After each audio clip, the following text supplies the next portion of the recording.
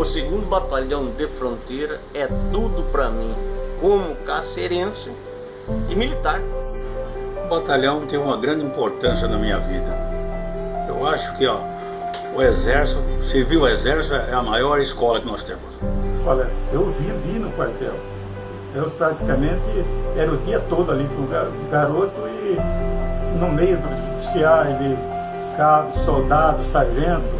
Então eu era muito conhecido. Cáceres desenvolveu com a chegada desse batalhão. Um batalhão de fronteira, para mim, uma casa de formação, me formou cidadão, me formou homem, cidadão brasileiro, comprometido, enraizado e profissional. Eu aprendi muita coisa, aprendi a conviver com os outros e tratar os outros conforme merecem. E eu agradeço muito. E para mim é um orgulho por eu vir de uma roça e ser hoje um cabo da reserva do 2º Pelotão.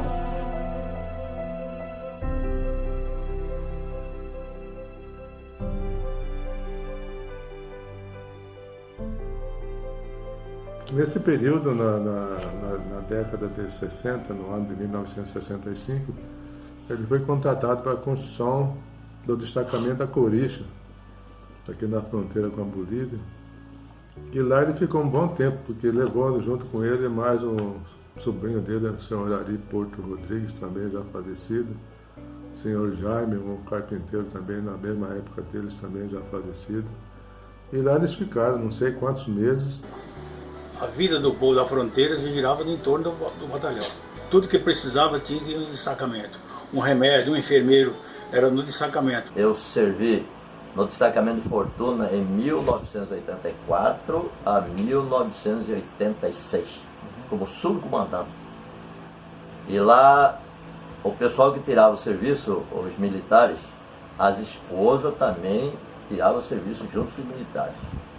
Então, na revista das pessoas que transitavam por lá, as esposas também faziam uma revista e sem ser remunerado. Nós tivemos destacado em Fortuna, 1 ano e 6 meses. Aí passou um tempo, fomos para São Simão, passamos 2 anos. E lá que nós fizemos nossa vida, lá que foi um lugar bom para nós. Bom numa parte e ruim no outro, porque eu tinha medo constante lá. Por causa de boliviano, essas coisas, tinha medo de invadir destacamento. Mas daí foi até que nós tiramos 2 anos e pouco e viemos embora para cá, assim, de novo.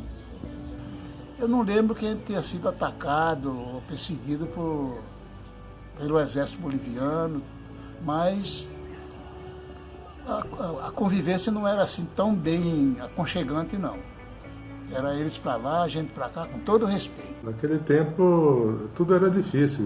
A estrada era pelo campo nacional da Caiçara, não tinha uma estrada definida.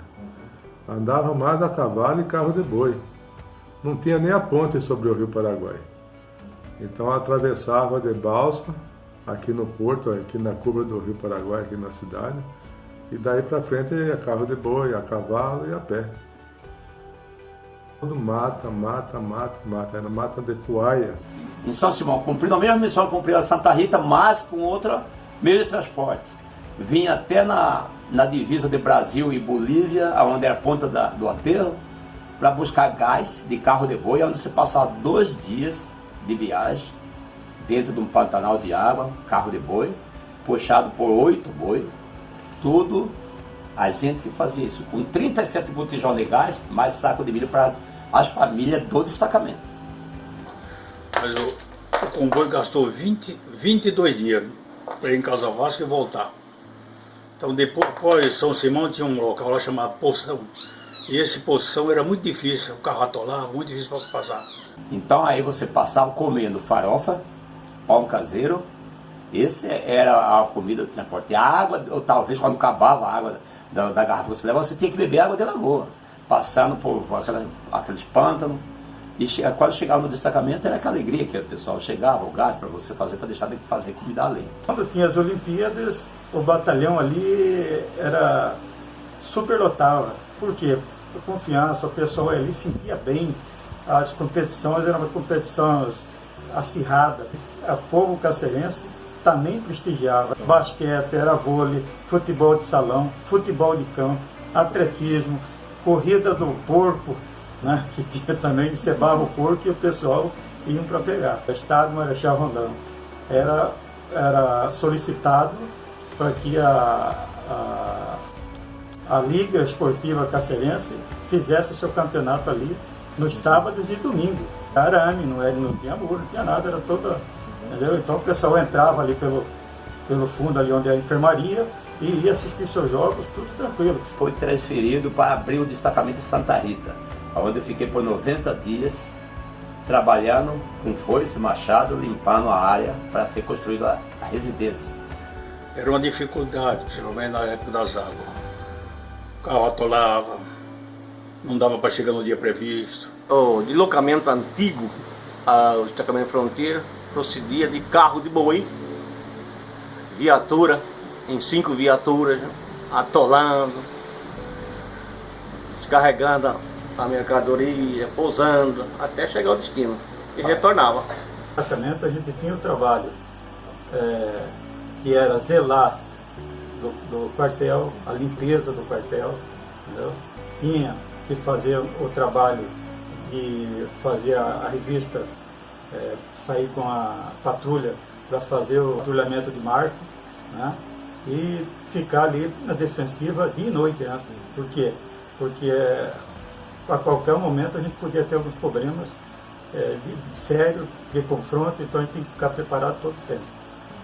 Então era a nossa vida que a gente tinha que ficar ali e dificilmente você podia sair do destacamento. Foi até que um dia mandaram os soldados em missão, né, pro campo, e tinha problema no avião, que esse avião apareceu lá assim, do nada ele subiu, não sei, a gente não sabe onde.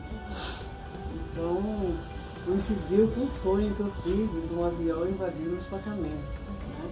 Eu ainda comentei com ele uns 15 dias antes, e falei, gente, eu sonhei que veio um avião invadindo, o pessoal caiu aqui no destacamento e invadiu.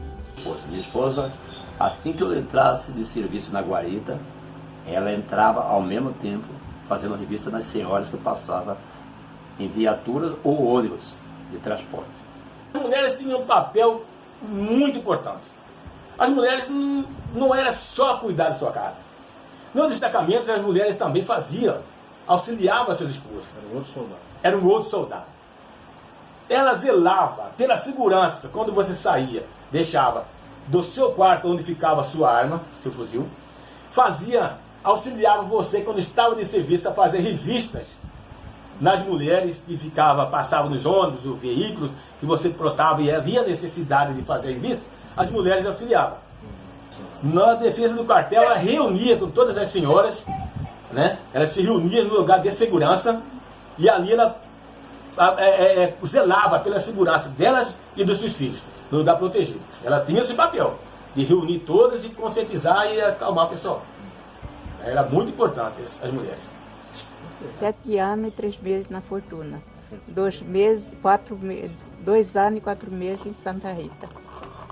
Pelo menos o tempo que convivi lá, para mim foi muito bom. Graças a Deus não tenho o que desejar, de reclamar, do comandante, todo no tempo que nós pegamos, Sargento Faria, Sargento Matos, tudo foi mil maravilha. Graças a Deus. A gente não tem que reclamar durante o tempo que nós ficamos lá, né? Criei tudo meus filhos lá, teve baidores lá. Eu sei que foi tudo bem, graças a Deus, viu? Quando eu ficava de guarda, eu tinha que ir para lá porque eu tinha que revistar, né, as pessoas que chegavam, né? As mulheres, né? Aí tinha um quartinho separado, aí a gente tinha que entrar com ela lá para revistar, né? Para ver se não estava trazendo droga, outras coisas assim, né? E ele era lá na frente, né? Fui destacado em Palmarito, com a finalidade de colaborar com a criação de uma escola. Essa escola foi criada por intermédio das dificuldades daquele povo da fronteira lá de Palmarito, que era praticamente habitados por bolivianos. E a escola lá surgiu com a criação, ou melhor, com a construção do aeroporto lá em Casa Vasta, no Campo de Pouso. Os moradores de Palmarito foram requisitados ou convidados para participar da construção a troco de nada, a troco de ajudar. Concluído o campo de pouso, um dos líderes lá de Palmarito, com o nome de José Soles, vulgo José Chuco, entrou em contato com o comandante do destacamento e daí o sargento José Lemes mandou um documento aqui para o batalhão e foi resolvido, idealizada a construção de uma escola precária, de barrote, coberta de palha, cadeira rústica, e ali deu início a escolinha lá de Palmarito. E eu fui um desses componentes. Era um cabo, eu era soldado na época, cabo José de Matos Magalhães, era um cabo professor, eu era o auxiliar dele. Naquela época, tinha o Búfalo, o Bandeirante, a gente queria deslocar do destacamento para ir lá 18 quilômetros na fazenda do senhor Laurentino, para esperar. Já levava uma foicezinha para limpar a pista, né? Não é mesmo, cara? Levava o rango para almoçar por lá, né? Não é mesmo? Dos anos 70 em diante começou a melhorar, porque aí o batalhão começou a receber viatura, a Força Aérea começou a dar apoio ao destacamento, inclusive aí foi o motivo da construção do campo de pouso lá de Casa Vasco, foi a boa intenção da aeronáutica de dar apoio, né? E daí surgiram os outros campos de pouso, de São Simão, de Fortuna. Eu trabalhei na estrada do Limão, na Coreia. Nós éramos emprestados para Dermate, 5 soldados, na estrada de Fortuna, fazendo ponte de aroeira, né? Aí ficava meses lá trabalhando, puxando madeira, que essas pontes lá tudo eu fiz. Eles devem fazer até lá no Tarumã. No destacamento era casinha de palha e a gente de pau a pique, não tinha banheiro, não tinha água, e tinha uma lagoa na frente, mas essa água a gente não ocupava porque era muito suja. Meio desorganizado, porque a turma procurava sempre a margem de um córrego por causa da água. Mas aí o destacamento começaram a melhorar, casa de alvenaria e tal, e está até hoje. E às vezes a gente não tinha condição, quando acabava a comida, o que a gente tinha que fazer? Ficar quieto, ir nos fazendeiros, procurar as coisas para comprar, às vezes a gente não encontrava, a gente passou muito fome nesse destacamento, e era muito longe. Naquela época, quando chovia, não tinha caminhão, não tinha nada, era só avião, e o avião atolava lá. Uma vez que eles foram lá, o avião atolou, vinha de volta como? Não tinha condição de voltar. Teve que esperar secar para ir embora. Isso era a cruzeira que ia lá. No tempo das águas era um pantano aí, carreta de boa atolava, aí nós descarregava a carreta, para empurrar a carreta com o boi, tudo puxava a carreta, depois tornava a carregar para seguir viagem, sabe? Era um sofrimento danado. Nós passávamos 5 dias daqui na Curixa, eram uns 5 dias batidos, sabe? A carreta tem 3, 4 juntas de boi e o carreiro vinha sentado na frente do cabeceiro do carro e tocando os bois. Então, os bois passaram, né, na frente e a cobra picou, foi a perna do homem, que estava pendurado. E os bois mesmo passaram direto. Não aconteceu nada. E o cara morreu na estrada, amigo, sem ninguém. Quando acharam ele, carreta de boi, homem morto, na estrada. Naquele tempo não tinha polícia. Era nós que fazia a diligência. Ia intimar, ou prender, que fazia alguma alteração, né? Na fazenda Pessoe, o exército boliviano invadiu a área brasileira, aí fomos deslocados, deslocou uma tropa daqui do 2º Befom para lá.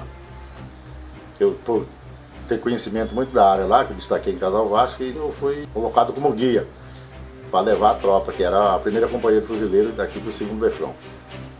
Numa situação dessa aí, que nós estávamos deslocando próximo à divisa, deparamos com a tropa boliviana, lá dentro do território brasileiro, que se levantaram já em posição de tiro, querendo, no linguajar dele, querendo pelear, quer dizer, guerra, queria brigar. O capitão Palai deu a ordem para a tropa entrar em posição e as 4 peças de metralhadora se instalar. Essa hora que a peça instalou, que armaram o tripé ali, que fez aqueles barulhos tudo, colocaram a fita e tudo, aí que a tropa boliviana recuou. E aí viu que o negócio era sério. Tivemos aquele confronto, aquele diálogo, o comandante, o capitão ali, capitão Palaia, negociando, e nós fazendo segurança e conseguimos resolver a situação. Acalmar a situação. Eles abandonaram o posto deles, que estava no Brasil, afastaram de nós e marcamos a defensiva ali.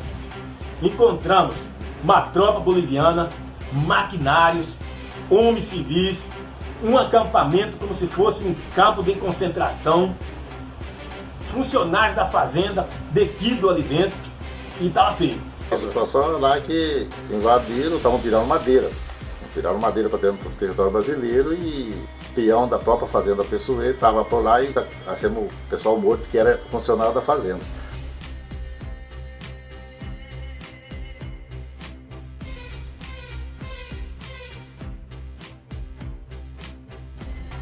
Em 1962, 63, o destacamento de Casal Vasco e o primeiro Palmarito, que ali era o trajeto, né, se refugiou em torno de 280 famílias bolivianas,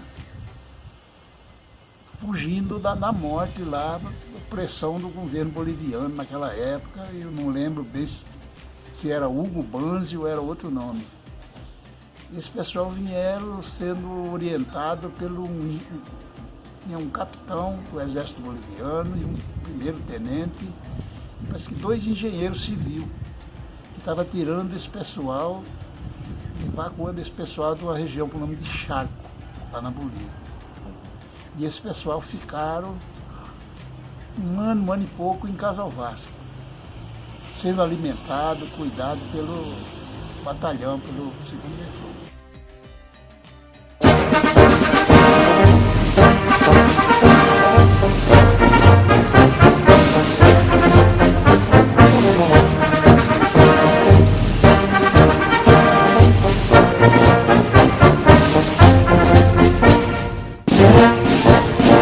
Você está